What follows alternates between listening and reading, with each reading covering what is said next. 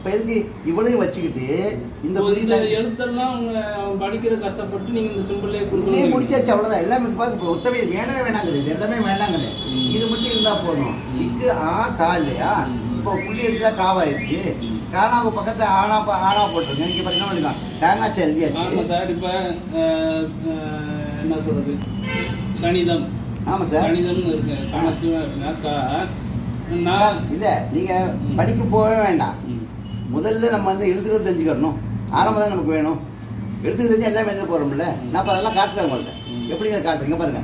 இக்கா கா இல்லையா, கா தான் போட போறீங்க. எந்த இடத்துக்கு கா தான் வரப்போகுது.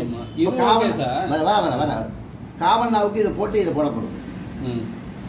ஆமா, காவல்னாவுக்கு இதை போட்டு இதை போடும். கீனாவுக்கு இதை போட்டு இதை போடணும்.